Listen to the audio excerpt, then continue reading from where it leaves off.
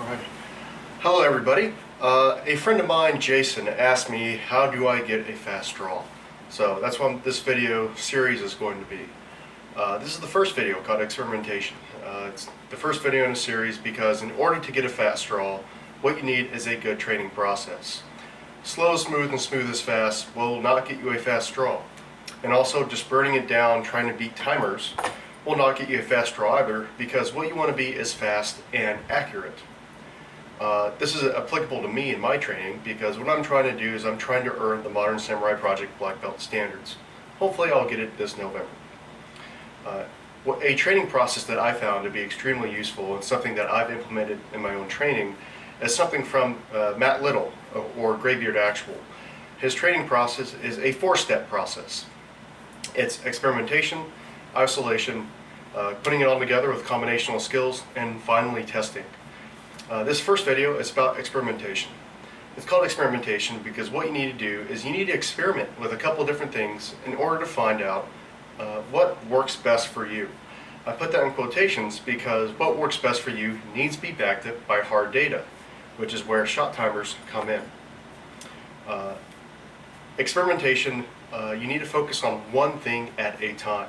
For example, what some people lack is hand speed. You need to have very fast hands, and you need to have a really precise and concise movement in order to have a fast draw. If you have a lot of wasted movement like this, or you do something goofy like this, it's going to slow down your draw. Don't do that. For this video, what I want to focus on in experimentation is something called sight confirmation.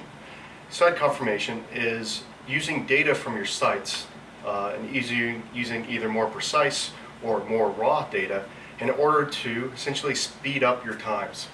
I say speed up your times because the end goal is not to go fast or to go slow. The end goal is to still pay attention to your sights. It's just how much data do you need from your sights in order to make that shot. So the 3 different types of sight confirmations I'll use for this video are sight confirmations 1 through 3. Sight confirmation 1 is I'm looking for a stopped and steady red dot on my target. My target is a USPSA, replicated USPSA target at 7 yards, and I'm going to try to get A-zone hits on it. So sight confirmation 1 will be I draw it and I see a red dot that is still and steady, it's not moving around, or if it's moving around it's very little. Sight confirmation 2 is I'm going to look for a flash of the red dot. The red dot's literally going to flash across the A-zone, and I'm trying to aim at the exact center. I actually have a small mark of blue tape in the exact center of the A-zone. If I see a red flash across it, I'm pressing the trigger. Finally, sight confirmation 3 is I'm going to have essentially see the window of my optic somewhere on the A-zone, and I'm just going to press the trigger. The context of this video is not to describe the context or when you would use sight confirmations 1 through 3. The point is to see if you get data from it. Because in order to develop a fast draw, you need to first develop, well, where are your draws are. In order to do that, I'm going to use this shot timer. This is a commander shot timer. I find it extremely useful because it will actually pick at my dry fire presses. I find that an extremely useful tool to have. If you don't have one, or for whatever reason, and you only have a shot timer that does not get shot presses and dry fire, I'll show you a way on how you can get times without an expensive, awesome timer like this. So first I'm going to show you my way where I have this timer. So what I'm going to do is I'm going to draw about 3 times this sight confirmation 1 at 7 yards. I'm going to use the same cheater grip from Jedlinski because for my context it's for Modern Samurai Project. Obviously your context might be different. So the first thing I'm going to do is I'm going to try sight confirmation 1. You might hear a second beep for this. That was at 2 seconds. I was running build drills to warm up before this video. Alrighty. So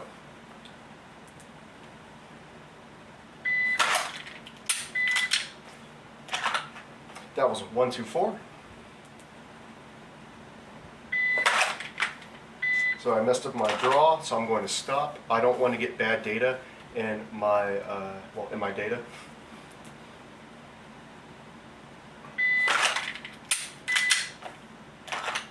That was 113. That was probably a little fast for me.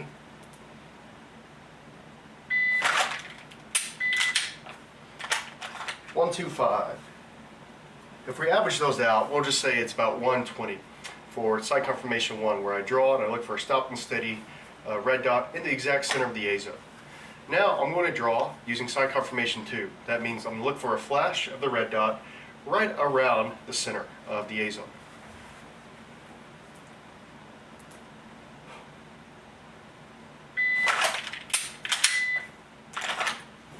That was 0.97.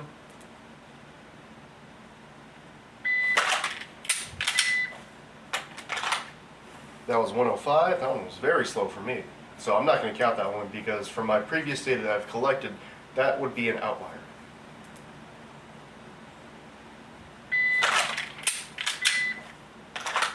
$95.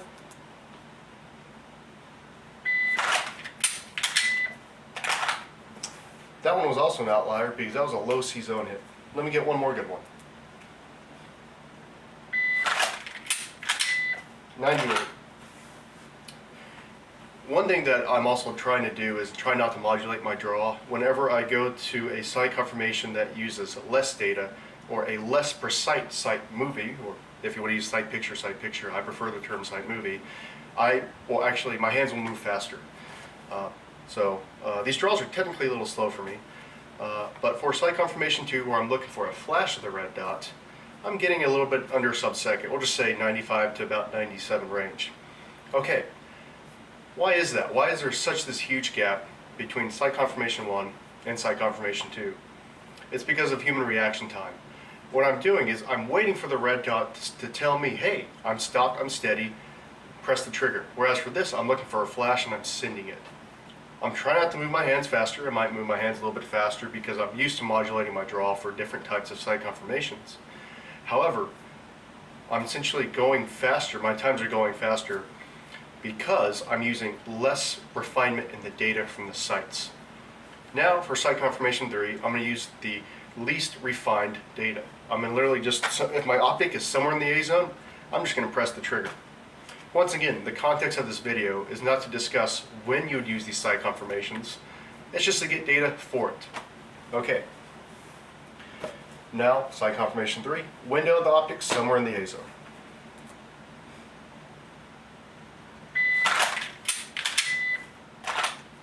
That one was a 93.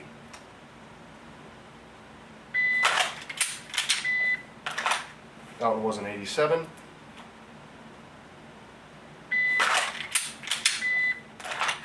That one was an 84. One more.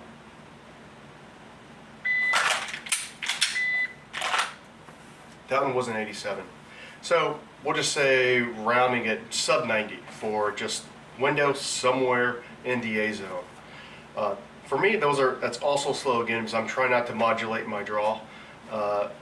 Whenever I use data that is not as refined, I find myself personally having a faster draw.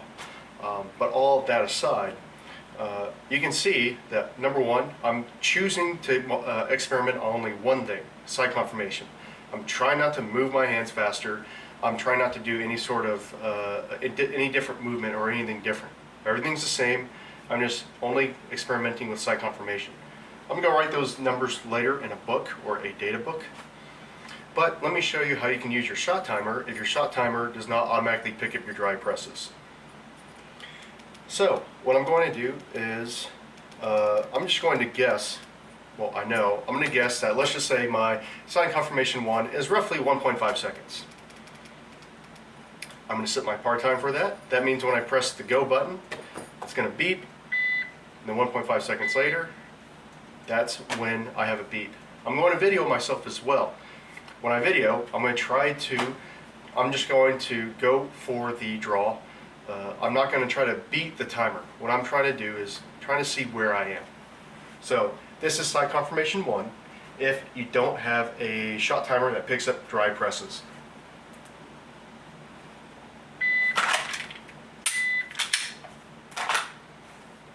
Then I'm going to tell the video, I think I beat it.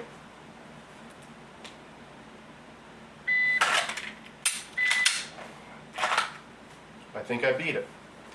Now I'm going to show you what it looks like if you don't beat the timer.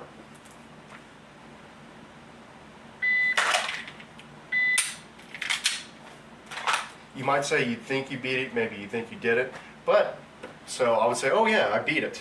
Then when you review the video, you're going to hear beep, and then you're going to hear beep, and you're going to say to yourself, ah, I didn't do that. It's a little bit more of a rawer method. You don't have the nice feedback, immediate feedback from a shot timer, but not everybody has $300 to spend on a timer, which I understand. That's one way that you could use a shot timer, even one on your phone, an application on your phone, in order to help get yourself data for experimentation mode. So, just a quick review of this entire video. In order to get a fast draw, you need a good process. Whatever process you follow, you need to follow that process. Just slow as fast, or just trying to beat the timer is not a way to just go fast. The first part of the method that I like is experimentation mode. That means that I am modulating or changing one thing at a time. When I change that time, what I changed for this video was sight confirmation.